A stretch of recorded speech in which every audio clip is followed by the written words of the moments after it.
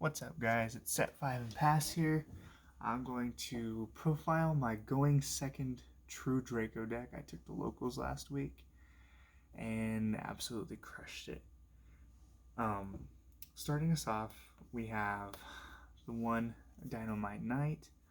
I really hope we get him back to 2 since Diagram and Demise went to 1. I would really enjoy that. He's your trap searcher, and he's just your biggest body that you have. Besides Masterpiece, but when's he coming back? The next, I have 3 Ignis Heat. He is probably your best one for gaining advantage in a situation, just because the spells can give you so much draw power, and he's just another big beat stick. Then I play 2 Maiden. I would play 3 of her, but I'm already playing more monsters, as you'll see. So I didn't really want to brick on too many monsters, and I'd rather play 3 of the next one, because she's a monster searcher. Basically, she's just a placeholder for the other 2 Dynamite Knight. If Dynamite comes off, I'll probably still keep her at 2, just because it's not a bad card. I really like Maiden. Then I have 3 copies of Amano Iwado. This is great. If they are a monster heavy board, you just normal this and they can't do anything. And a cool interaction is if you have this and you have more monsters under Mystic Mine, and this has to stay on the field because it negates monster effects. Mystic Mine does. So it's returning, or activated monster effects, its returning to hand is activated, so it will stay on the field, and then it's like a border, but for going second, basically. It's really good. That's why I max out on it. Then, because we have to, the 1 Diagram broke my heart.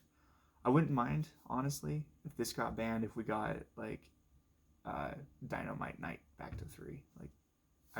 I'd be sad, but I would understand. And then 3 Mystic Mine, because we are going second, and this is just great.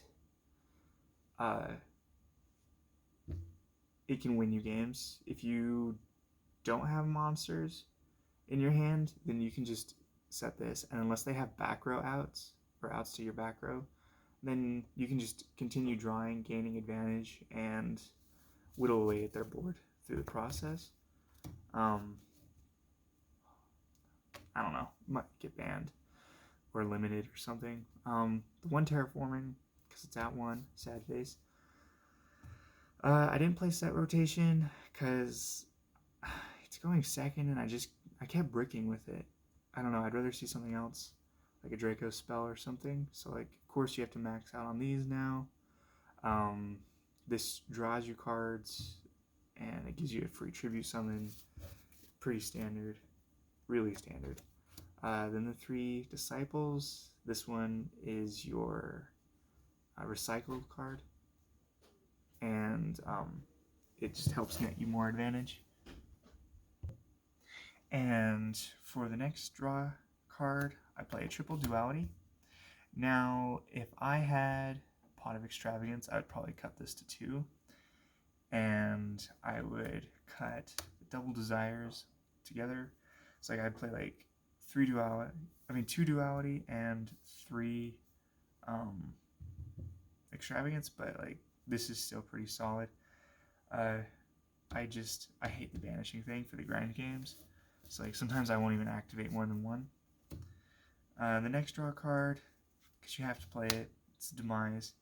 I know if you activate this, you can't damage your opponent, but if you're breaking their board and setting up your own, that doesn't really matter too much, because you're not going to be OTKing anyways. So, same theory, Upstart Goblin, it makes your deck a 39 card deck. Then into the board breaking things. We have the Monarch Stormforth. Now, whenever you activate this, you can't go into your extra deck. But to be honest, you're not really going into your extra deck anyways, unless you have Super Poly. I played this at 3 because Shadal's is running rampant right now, and yeah, that's not fun. This deck has a really good matchup up against Dolls though, because like Winda doesn't do anything, and if they banish stuff out of your extra deck, then like whatever. Not your extra deck, your graveyard, because you're most likely going to be shuffling your own stuff back anyways. Then more board breaking things. True Draco Apocalypse. This is just so good in the damage step, because like sometimes I can't even get over your Amano Iwado, and he's only 1900. So unless it's like a 4000 beater or something like that, like you can just pop another of your True Draco cards. Then like your Amano Iwado's bigger than everything that they have. Like it's awesome. And that's double so for your True Draco monsters. Now, the One True King's return. I hope we get this back at more than one soon because Diagram's gone. Arguably out of the two, I would say it's probably the less broken one, because like it special summons a monster in defense position. But this gets you a tribute summon on your opponent's turn, and it cuts their attack in half permanently. Like I don't know. And then last for the main deck, I have 3 evenly matched, because even if you lose your battle phase, you're breaking their board. Like I played up against Altergeist last week, and he had to banish 5 because he didn't have the judgment. So like he kept 1 of his face down spells or traps, and I set Disciples and I tributed over it, and I was able to just pop it. Like either he used the judgment, not the judgment, whatever he had set, or he just lost it. And I think it was a strike. It did him no good because I was just normal summoning. Onto the extra deck. This is probably the card that you will ever want to go into first, because it can add back a diagram, which is amazing.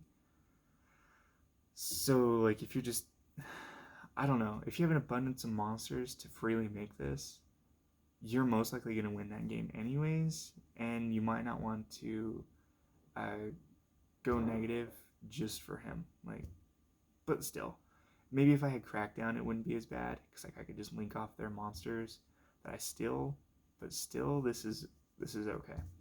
Then we have the 1 Underclock Taker. I don't know, never comes up. It could though. Generic link to it's whatever. Equimax, Bomber Dragon, Borload. Now I was contemplating playing the 3 tribute guy. What's his name? Let me see. Metaltron 12. But honestly, going second, I don't know. Him to get off Metaltron, if I played him, could get that one off Metaltron. Those were pretty good options, along with the Omnigate Fusion monster, Pendulum one. Know what I mean? Yeah. Then for Super Poly, we played the Mud Dragon, Chimera, the Predaplant, other Chimera, Starving Venom. There's a couple Rocket players, so I always go Borload Furious, and if it's a Link heavy deck, I'll go with World Chalice Guard Dragon. Yeah, never go into your extra deck really, except for Super Poly. Then for the side deck, let me get that out real quick. For going first, I play Triple Border. This wins games by itself. It is just so good. I can't talk this card up enough. Like, 2,000 attack, and your opponent can't uh, activate monster effects, and like unless they like link into something first. It's just so good. It's so good. Then the one-dimensional fissure. This card's beast.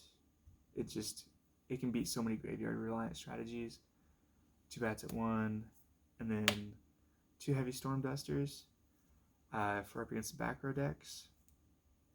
And then I still got some lingering Sky Striker players, and of course the Shadal players are pretty running amok. So like the 3 anti-spell fragrances.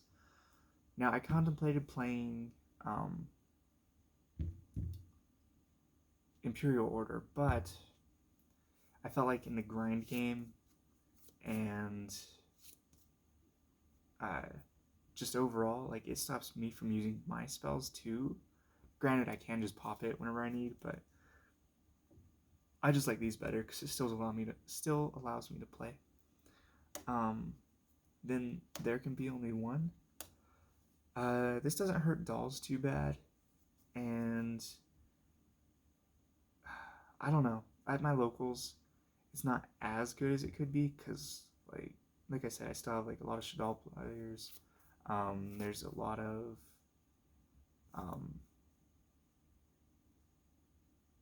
like just rogue stuff.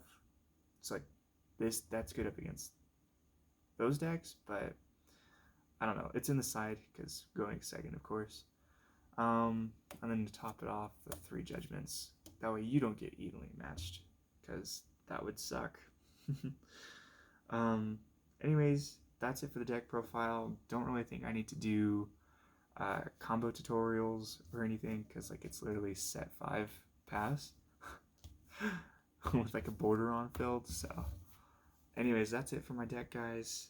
Hope you have a good one and make sure you wash your hands because yeah.